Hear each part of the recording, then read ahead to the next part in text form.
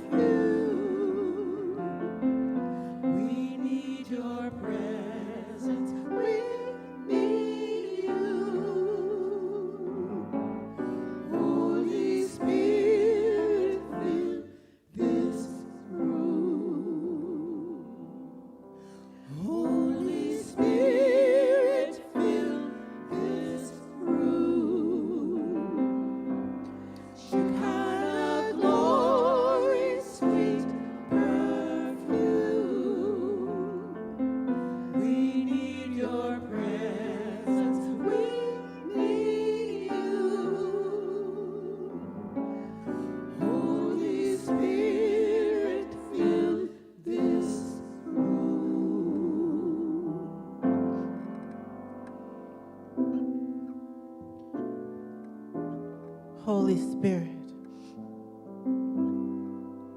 Holy Spirit, fill this room. We need your presence. Fill the rooms of our minds, the rooms of our hearts, the rooms of our spirit. Remind us that we are always protected. We're always safe.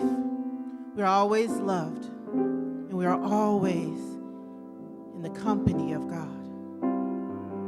For there is only one life. That life is God. That life is perfect, it's whole, and it is complete. There is not a spot where God is not. For there is no separation. There is no disconnect. There is no space between you and me. There's only our hearts, our heart space, our love space, our spirit space. So I bless this service. I bless the words spoken. I bless the words sung. I bless the music played. I know that this is the perfect day and the perfect time. And for that, I am grateful. I am grateful for this church, this organization. I'm grateful for our ministerial team. I am grateful for the praying arms of the practitioners, for the guiding minds of our board of trustees, for our ministries, for our volunteers, and for each and every one of you. For I know that we are all in this together. And for that, I give thanks. I release and I let it be, and so it is. Holy Spirit, fill this room. Shekinah glory, sweet perfume. We need your presence, we need you. Holy Spirit, fill this room.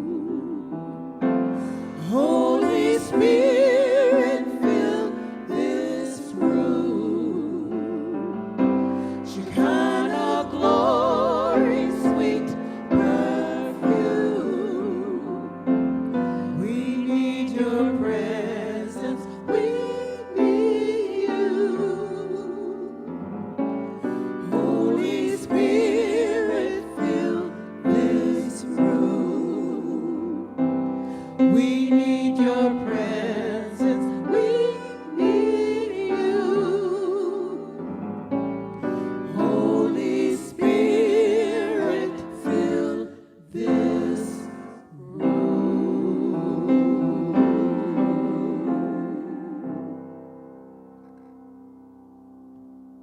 Yes, fill this room. Good morning, East Bay, and welcome to our virtual Sunday celebration. This is the first Sunday of the last month of this year, and I am so excited. I don't know how many other people are excited to release 2020 and move into a new year and a new experience. And we have a lot of things planned at the church. Please stay tuned. Tap into our website, ebcrs.org, and find out all the activities that we have going on this month. Right now, we are going to recite our affirmation. God is the only power. Please say it with me in unison. God is the only power in my life. Nothing from without can touch the perfect life of God within me. No past experience has power over me. I am a perfect child of God, and nothing that anyone has ever done or said can interfere with my divine inheritance. The power of God is greater than any circumstance in my life. The strength of God is mine to use, turning away from all feelings of inadequacy. I discover that all that I need is within me right now.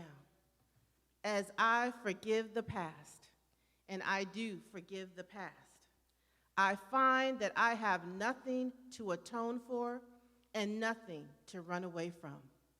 Casting off the old me, I discover my true self. I take dominion in my life. Old habits have no power over me. Conditions have no power over me. Personalities have no power over me. I take dominion. I am whole, I am free, and I am complete, now and forevermore. And so it is. Yes. Yes, now and forevermore, we take dominion. And at this time, we would like to share with you our announcements.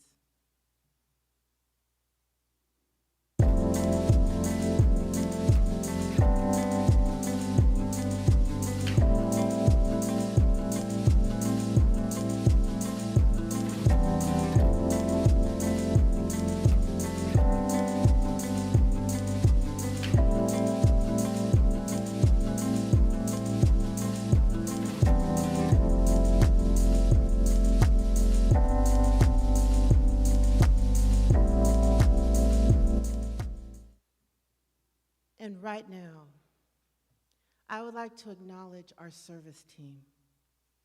We have Al Gibson as our coordinator, Hope Anderson on our prayer box. Holding vigil is Robert Quintana Hopkins. And today, our after-service prayer warriors are Evelyn Wesley, Kay Suzanne Massey, and Rosanna Martinez. On audio-visual, we have our own blessed Brett Richards and Arlene King. And our musical inspiration today will be performed by the Women's Ensemble, featuring Sharon Henderson, Mark Rickey on keyboard, and Lee Henderson on bass. Our beautiful vocalists today are Z. Lewis, Martha Mango, and Deborah Tisdale. After their incredible blessings of praise, the next voice you will hear is the one, the only, the Irreverent Reverend Dereca Blackmon.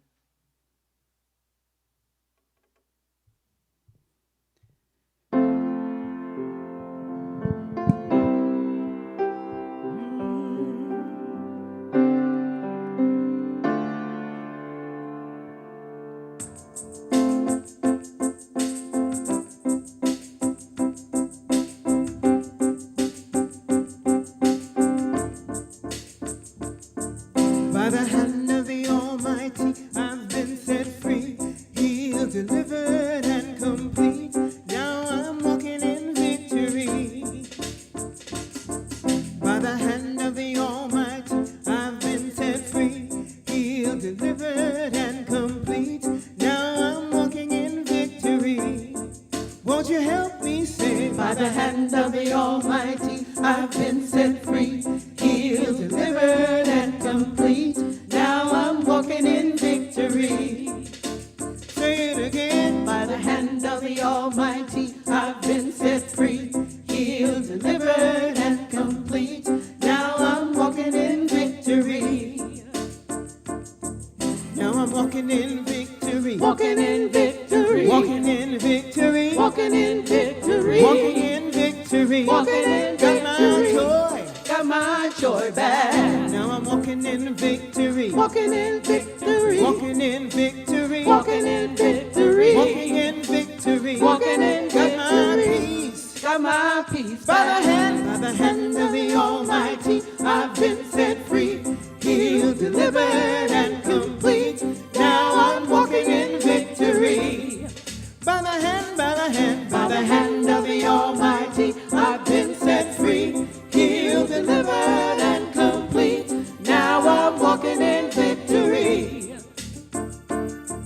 Now I'm walking in victory. Walking in victory. Now I'm walking in victory. Walking in victory. Walking in victory. Walking in victory. Got my hope back. Got my hope back. Now I'm walking in victory. Walking in victory. Walking in victory. Walking in victory. Walking in victory. Walking in victory. Got my strength back. Got my strength back. By the hand of the Almighty, I've been set free, healed, delivered, and complete.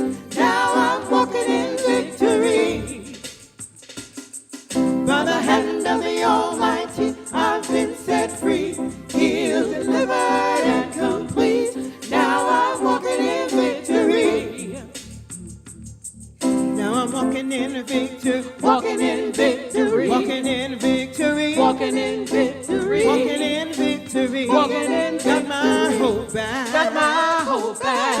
Now I'm walking in victory. Walking in victory. Walking in victory. Walking in victory. Walking in victory. Walking in victory. Got my strength back. Got my strength back. I got my joy back. Got my joy back. Got my peace back. Got my peace back. Got my hope back. Got my hope back. I got my strength back. Got my strength back. I got my joy.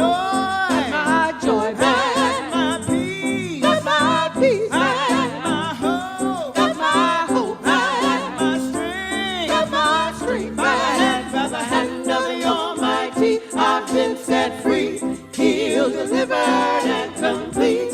Now I'm walking in victory.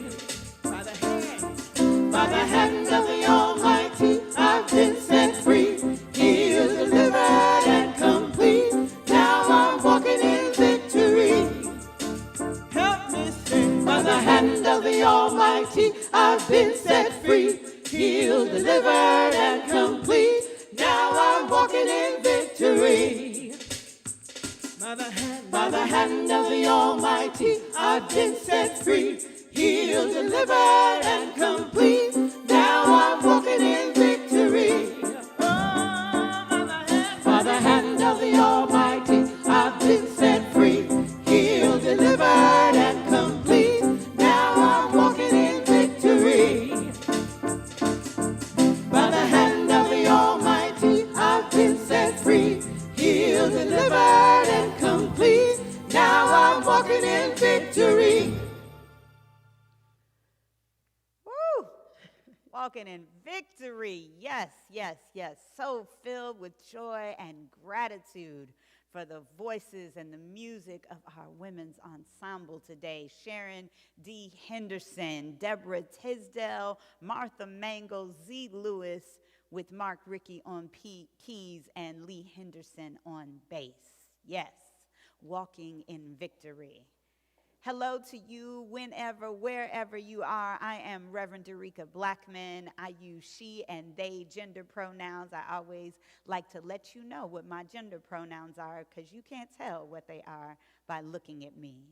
I want to start with some more gratitude for all of the sacred savor and service that surrounds us here at the East Bay Church. I really want to just lift up the small but mighty team in our sanctuary. It is such a blessing. I need to let you know that this is a social distance sanctuary. There's only a few of us here. We have to remind you we counted off these feet here, and folks in the band are in a bubble, and there's just an intention that I want you to know is real for us to be safe in these times where that's so important. But I want to lift up just the loyalty and the commitment of those in service. Our own Arlene King, who just is steadfast in her service from the board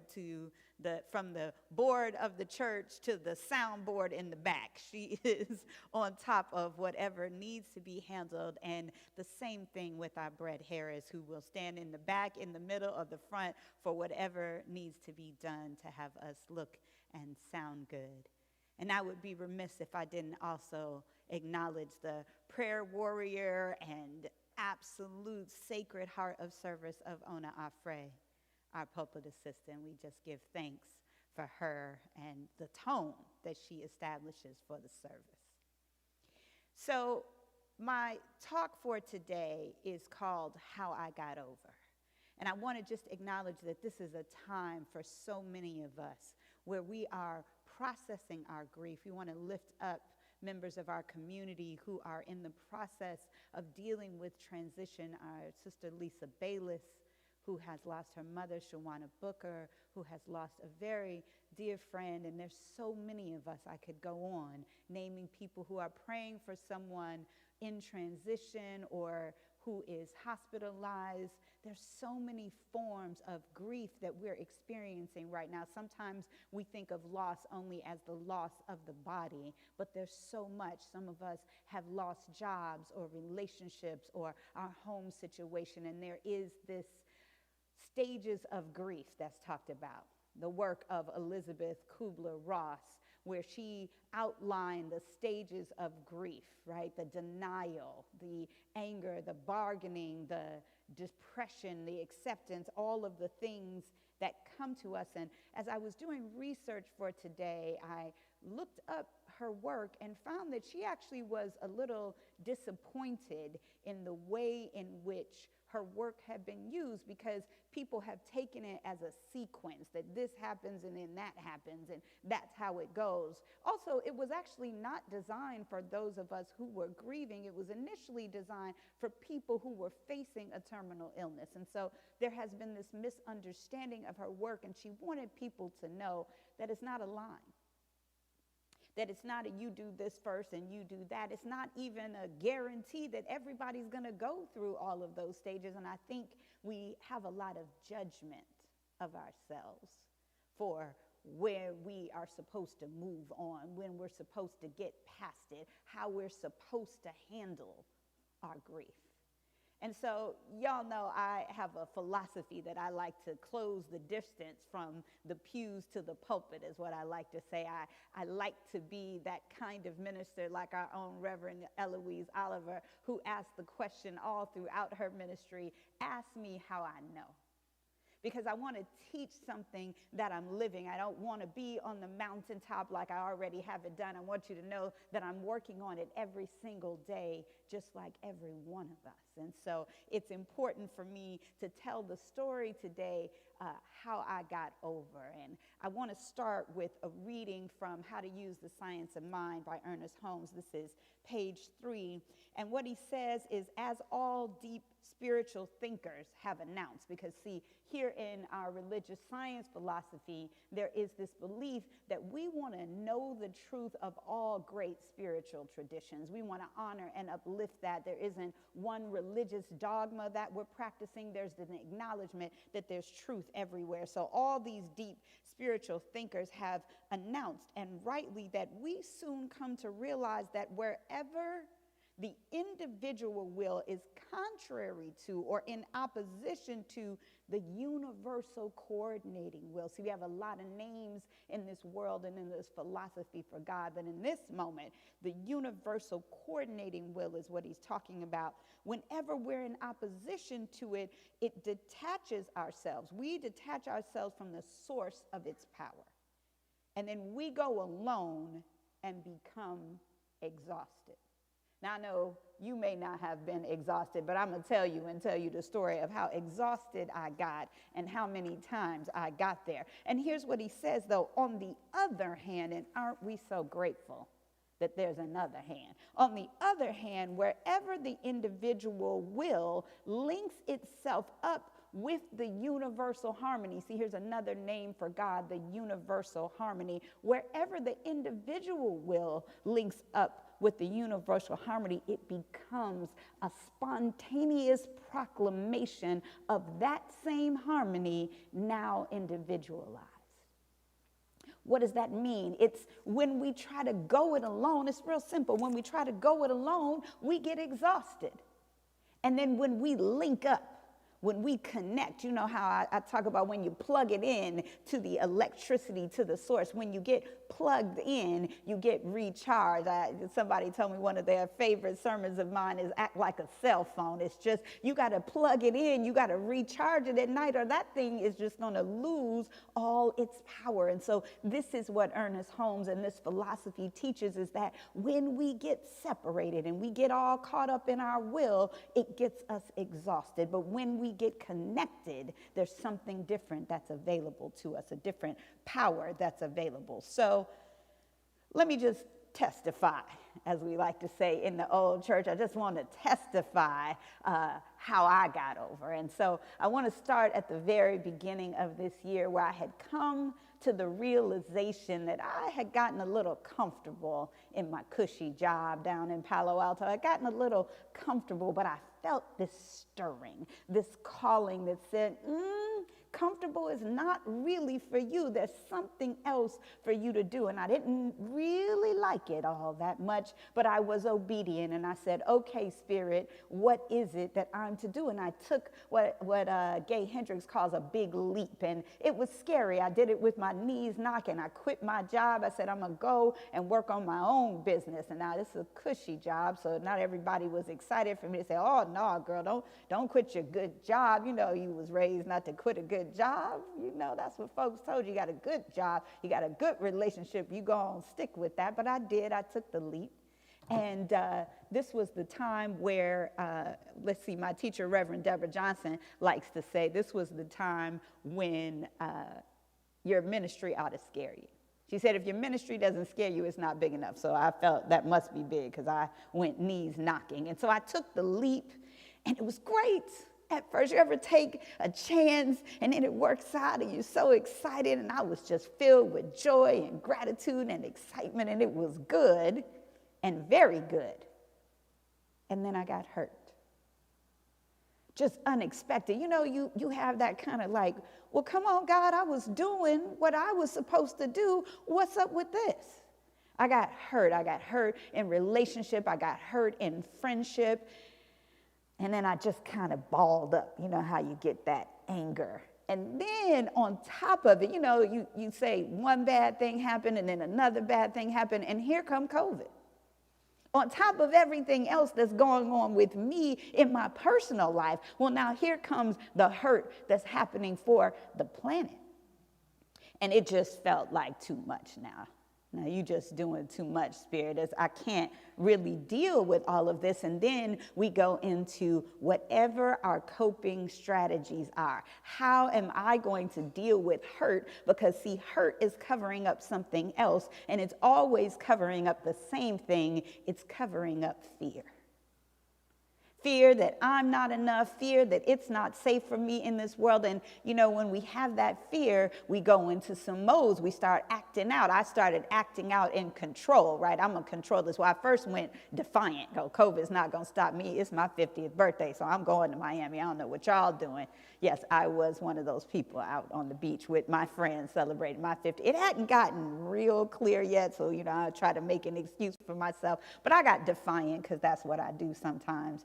Why they call me the Irreverent Reverend is because sometimes I just go my own way. So I did that, and it caused a little confusion. Family was like, well, you're going to need to quarantine for a while, young lady, because we're not trying to be around Miami and all that sand. You bring it back here. And so I got involved with trying to control that.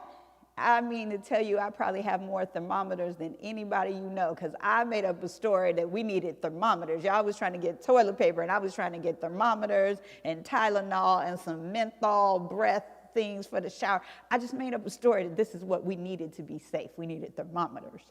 And I don't know if that happens to you, but I made up another story. I made up a story that I was alone. And I talked to a lot of people who are feeling that. Once we got put into our homes and pulled away from our communities and our workplaces, there's been this feeling of being alone, and I bought in to that story, and I held on to it, and my fear, it just fed the fear. The more afraid I was, the more alone I felt. The more alone I felt, the more afraid I was. And the thing that's really interesting about that time, when I felt that I was so alone, is that there were people all around me who were telling me that I was not alone. I had friends, I had people, oh, you can come and stay with me. I'll come and see about you. You're never alone. I'm your family. People were telling me, but it's that thing when you make up a story that it's got to be this person, right? Oh, that's not what I meant, God. I didn't mean that. Well, no, I know my mama gonna always love me, but that doesn't count. Do you understand? We make up a story that we're alone, and there was here the whole East Bay Church. It said, come on home, Reverend Dereca, we want you to come back. So here's a whole community of people. And still the story persisted, and I felt alone and I felt tired. And so I did what sometimes we do. I went back to the old way, to the things that made me comfortable, to the things that felt like self-medicated. And I had a lot of judgment about that, the ways in which I reverted to my old ways. And I thought when I had been up in the sky with the big leap, I thought I was beyond all of that. Sometimes we get caught up in ourselves. Our ego gets fed by our success. Come on, I don't know if anybody out there has an ego, but, I've been known to get caught up in that sky and that success and confuse being the freedom and the beauty of the sky with being above my circumstances and conditions. And then when that hurt comes and that water flow comes and you just crying your little eyes out, then it's confusion. So then I kind of retreat up into a little bit of a ball, and I got tired of controlling everything or pretending like I was controlling anything, because that's a story that we make up too. And so I got tired, and I just kind of retreated into what had made me feel comfortable before, and I judged that every step of the way. But just like the first time when I got comfortable, my spirit was just not going to allow me to just sit back and not answer the call on my life. And so here comes the murder of George Floyd.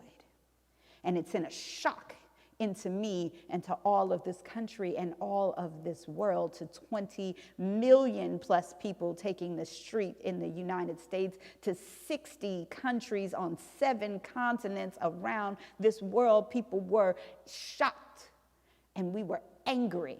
And then all of a sudden I was in another element. I was in my fire. And y'all know I will love to bring the fire. It was beautiful to be able to come and speak the words of truth to power to my people from my spirit in that fire triangle, to bring the spark.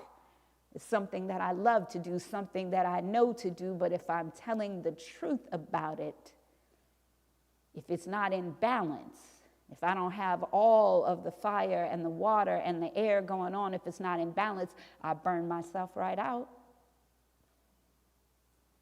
And so there was all this fire, all this passion, and it was beautiful, but I got burnt out.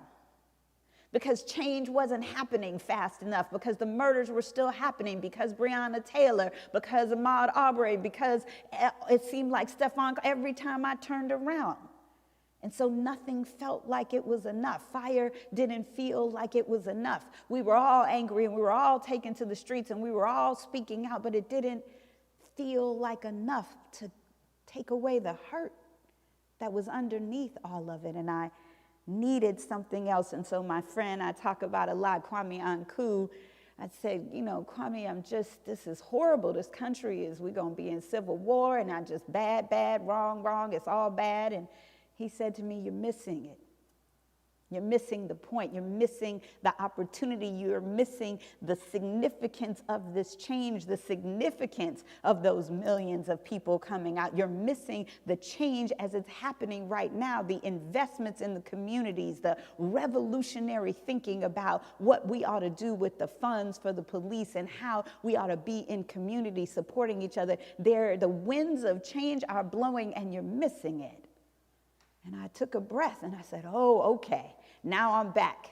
I'm back in the sky. I got something else to preach about. I came in here and every single time Arlene would call me and ask me, what is the talk that I'm planning for my sermon for, usually it's a week or two out. Spirit would give me something to say, and I promise you, every Friday before I had to give that talk, I was like, what am I supposed to be talking about? Healing, harmony, love. When did I say that? Even this week, my talk was how I got over. I said, well, how am I going to talk about how I got over? Over what? Who? And so it just comes, as Elizabeth Kubler-Ross was saying, it comes in waves. It doesn't come in a line. And so I was looking up, and I wish I could tell you that's the end of the story. That was a good 7 minutes. We could just stop right there, can't we? Right? I just wish I could tell you that it ended with me on the mountaintop seeing the great purpose in all of this and the wonderful design. But that's not what happened. It's not what happened to me, and I bet it's not what happened to you. I got hurt again. And I cried again. In fact, I sat in a bathtub of water crying my eyes out. I cried enough water that it could have filled up and overflowed. And I need you to know that. Because we like to make up a story that if somebody dressed cute and put on some heels and they got a pulpit and a Bible or whatever, that they're not going through it. I cried my eyes out. And I called for help and I called for prayer and I sat in that water and I judged myself because the hurt that I was experiencing, I knew I was a part of it because there's only me. The person who's doing it is the same person who's feeling it. That's how that works. And I didn't want to hear that. I didn't want to see that, but I was tired. I was tired of being angry, tired of judging them, tired of judging me. I needed something else. And then here come the election. So now I'm fired up again. Here I got something to say, and I'm coming with it, but it was a little bit different. I'm coming with the fire, and we got to say, but after the first time I realized I needed to bring the principle, the love, the harmony of who we are. And so here I come to church talking about how we got to forgive and love Trump. And if you think that was easy for me to say, you don't know me. You don't know me. But it was evolving. My consciousness kept calling me to say or do something. And sometimes you just got to fake it till you make it, because I did, as a practitioner, I do know the truth, but that doesn't mean that's how it shows up for me every single day. And this is important, because everywhere I look, everybody I talk to is just judging themselves so harshly. Because they haven't gotten it right, because it's not perfect, because not only is it not perfect, some days it's downright bad. If we're going to call it that, if we're going to judge it that way, and that's what it felt like. And sometimes, I've shared with you all that I have a diagnosis that I'm bipolar, and I got the mixed bipolar too. So sometimes all of it would happen in one day. I'm high in the sky, crying in the bathtub, fired up about the election. It might all happen in 1 hour. And that's how it is. It's complicated. There's a lot going on for us today. We are dealing with a pandemic. We're dealing with an election. We're dealing with the violence against our people. We're dealing with so much. There's the climate that's going on, and we're seeing all of the impacts of that. And then there's what's going on for us personally, in our relationships, in our finances, in our families, in ourselves. And so some days, you're right, it's too much. It's too much. And so I retreated again and went back to just trying to figure out where could I take a breath? Where could I get a breather? I left, I saw it last time, and I went out to the Virgin Islands, and I felt guilty even about doing that. It's not like we come up with some solution and we're like, oh, this is great. It's all serene. I went there and it was beautiful, and I was like, well, I should be doing this and I should be doing that. But I made myself sit still. And there's such a powerful opportunity in the stillness. And I rested a lot, and I prayed a lot, and I meditated a lot, and I got to face the truth that had been poking its head up to me all along, which is that I needed help. I needed some support. I needed to be reminded once again of who and whose I am. I felt like everything was wrong in the nation, in the community, in my family, in my relationship. I just felt like everything was wrong. And here's the good news about that. I had to give up. I couldn't fight it all, not at the same time. The good news is I gave up, and that doesn't always feel good, because sometimes when we give up, it's like that precipice of, I tell somebody, sometimes it's like having a black hole in the middle of your life, and you're walking around the ledge, and some days it's bigger and some days it's smaller, but when it gets big, it feels like you're just gonna fall in. And it's scary to give up, to say, I don't have it. I don't know how to do it, but it's a blessing. It's a blessing when you get to, I don't know how to do it, if you're willing to turn it over. If you're willing. It's like, the old thing that you see on all the plaques and stuff, the footprints. Right? Where were you, God, when I was hurt and crying in the bathtub? Where were you when my people was getting murdered in the streets? Where were you, God? And God says, I was right here all the time. How you think you got over? You still here.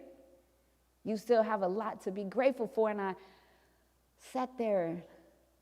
I couldn't put it all together quite yet. And I went for a walk in the woods. And I'm not a big fan of winter, I just want to say. I'm from Michigan, and my father likes to say, it's 3 things I can't stand, and all of them are the cold. And so, I put on an extra jacket, and I went out here to Muir Woods, and I went for a walk. And for some reason, we might call it God, I started noticing the beauty of the transition of the trees and the leaves. And I glean that understanding that we sometimes get when we come in contact with God and nature. We glean an understanding of the natural order of the universe, and I began to see that cycle and the necessity of the old things falling away so the new things can be born, and it doesn't always look good. You can look at that branch and see it as old and dried up and naked, or you can look at it and see it as beautiful, the old things giving way. And that came to me that a lot of what was leaving in my life had to go. It had to go to make space for whatever is coming next. And I talk with God. I feel so blessed that I have that opportunity that, I like to say prayer is talking to God and meditation is listening. And so I talk with God and I listened, and Spirit said the just wildest thing to me that I could imagine. And there's a Bible quote that says, "You are my servant in whom I am well pleased." And God told me Spirit was well pleased with me. And I hate to laugh in God's face, but me? You well pleased? You must not have been watching what I did a couple weeks ago. I just couldn't fathom that Spirit could be pleased with me with all the despair I had going on, with all the confusion I was feeling. And I wrestled a little bit with that idea because I'm so stubborn. You know, here is God like Moses with the bush just talking to me saying, it's good, you all right. And, you know, one of the first plays I ever saw in my life, my grandmother took me to see Vinette Carroll's Your Arms Too Short to Box with God, and that is the absolute truth. I need you to know, it's not working.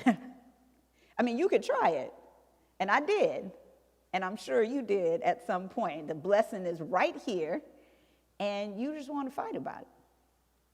But then I asked, what could God possibly be pleased about? And this is the moment, they call it the attitude of gratitude. And I did something that was revolutionary for myself. I began to be grateful for me, for the things that I had done. And when I looked back at all of this hurt and all of this pain and all of this anger and all of this fire and all of this control, I realized that there were some things I was forgetting to count. You see, I didn't count that I very intentionally started 2020 thinking that the biggest thing in 2020 was going to be my 50th birthday. Lord, God had other plans. That was a blip on this year. But I set the intention way back at the end of last year to start this year in silence. I did the 10-day Vipassana retreat. So I went from the beginning and tilled up the soil of my consciousness with sitting in the silence. I had forgotten to count all of the therapy sessions that I had done with a woman who is a blessed somatic healer. I wasn't paying attention to valuing and appreciating the ways I had reached out for prayer when I was in those dark spaces, the community that had showed up for me right here at East Bay and in my friends and in my family. I wasn't thinking about all the times that I had given my love and my prayer and my presence of peace to others. I hadn't really counted that. And so I started counting it differently. Instead of counting the days that I didn't meditate, I started counting the days that I did. Instead of focusing on the Lorna Doone cookies that I ate a whole bag of, I thought about, well, them carrot sticks and celery have become a regular thing. Look at the fruit, smooth. Whatever it was, I just shifted just a little bit to maybe focus on something else, because we teach in this philosophy that thoughts are things, and whatever it is that you think about is what you bring about. And I had been thinking about so much judgment that I had heaped on myself and heaped on other people and heaped on this society, and I began to not only forgive myself, I began to celebrate the things that I had been doing right, that after 40 years of being unmedicated, that I had actually taken my medication and my holistic healing. I had some ginger, garlic, honey tea that was the bomb, and my elderberry is going on, and I started going, you know what? I'm a little bit pleased. I might not have gotten to God and well pleased yet, but I was a little bit pleased with some of I took a mindfulness class. I've been reading some amazing books. You know what? I might be getting some things right. I might be doing better than I think I am. And here's the thing I love the most about this philosophy is we don't focus on this idea of good and evil. We have this thing that we say that is a hard teaching, but a liberating teaching, is that we count it all as good. We count it all as God. So as I'm counting the things that are beautiful and that I kind of like and appreciate about me, a thought came up and said, what if, like the tree in winter, it's all good? What if it's all God? Even regardless of appearances, I like to say the good doesn't always come in a pretty package, but it comes in a way that we can't always understand. It's like we talk about the seed, soil, and plant in this philosophy, and I just want to tell you that I don't always know what's happening in the soil. I don't know what's happening or how that works. I took the seed of my intention. I took the seed of mindfulness. I took a walk in the woods. I went outside. I ate something healthy. I put some seeds in that soil. I broke it up with that Vipassana. I don't exactly know how it works, but I know that water that I cried in the bathtub, I know that it nurtures the soil. I know that that sky, that air is the oxygen that's needed for anything to grow. I know that that fire purifies, and so I count it all as good. So I don't know what happens in the soil, but I do know where my help comes from.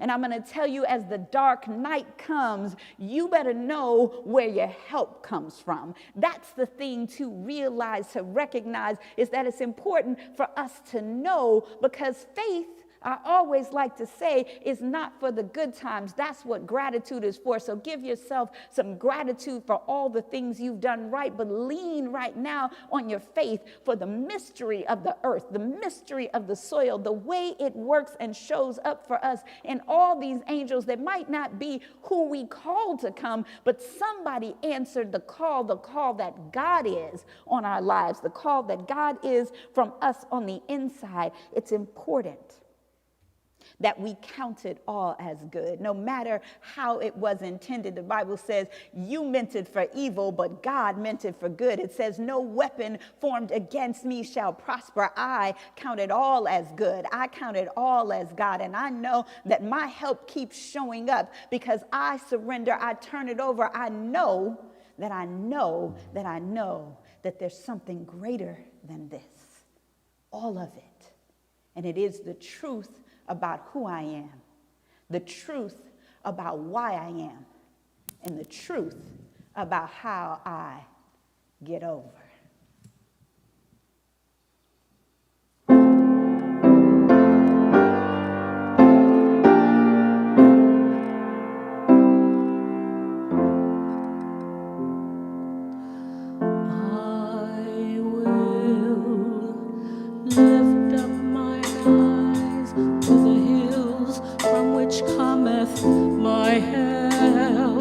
My help cometh from the Lord which made heaven and earth. God said, I will not suffer thy foot to be moved. The Lord which keepeth thee will never slumber nor sleep, for the Lord is thy keeper, the Lord is thy shade upon thy right hand, upon thy right hand. No, the sun shall not smite thee by day, nor the moon by night. God doth preserve my soul, even forevermore, forevermore. My help, my help, my help, all of my help cometh from the Lord. And right here and right now I lift up my eyes to the hills from which cometh my help. My help cometh from the Lord. It comes from the good, the God Almighty, known by so many names throughout this planet, throughout this plain known in the nature of the earth, in the goodness of each and every season, in the sky and the water and the fire. This earth, this soil, it is the truth about where our help comes from. It's the truth about all the good, the healing power in the universe. It's mine to use, it's mine to use, it's mine to use. I am a cup of that mighty ocean. I have all the qualities that I need to activate. I don't have to deserve God. I am God in the flesh. I don't have to earn it. I don't have to be perfect. I just have to be perfectly plugged into the thing that I know is the power, my help. It comes from the Lord, and because I know where it comes from, I can tap into it. I can align my will every single day. I can start over. It doesn't matter what happened yesterday. I get to grieve the loss of the body. I get to grieve the loss of the job, the relationships. I get to grieve it, but I get to know the truth too. I get to know that God is all there is, and if I just plug in, the soil takes care of itself. If I just plug my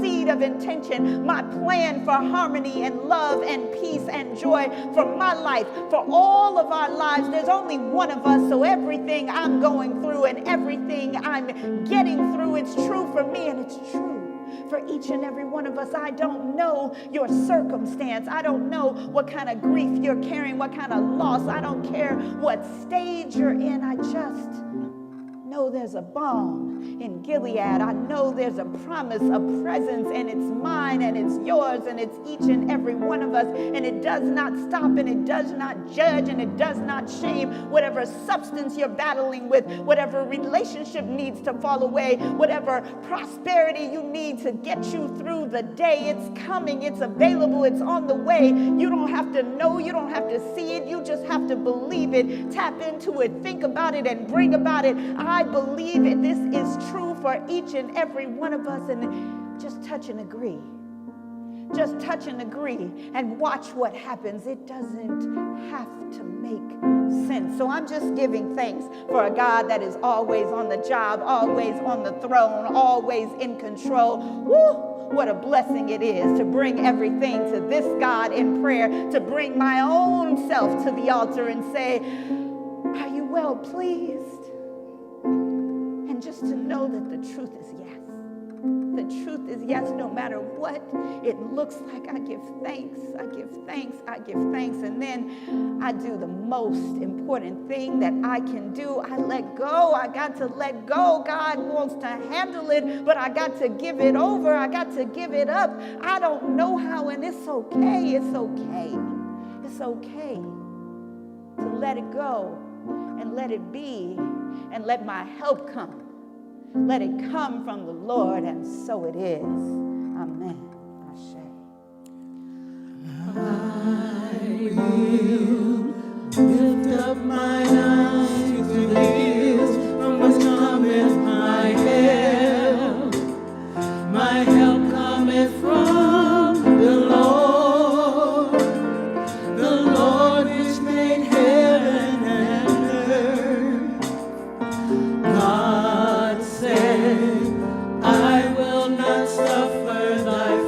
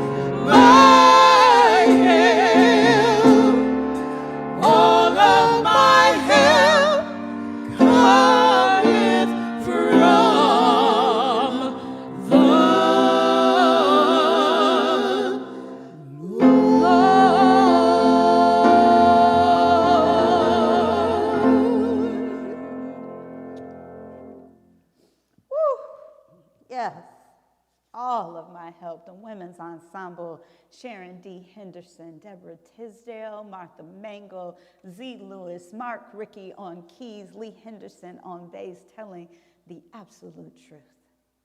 All of my help.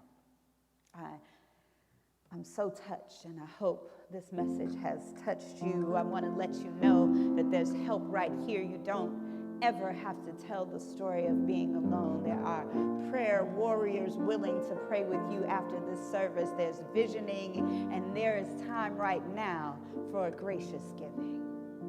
This is the time that's such a powerful, valuable time where you can express gratitude for this service, this church community, where you can reach out and help someone else with our food ministry and so many things that we give to the youth and others in our communities. And if you want to just be a part of it, on our screen, there's opportunities to give. You can give one time via text or send your check in the mail or on the website. But if you would consider being a regular giver, it will absolutely help secure the church and our plans for the future. And so wherever you give is good. But if you give to East Bay, I want to say thank you for that intention.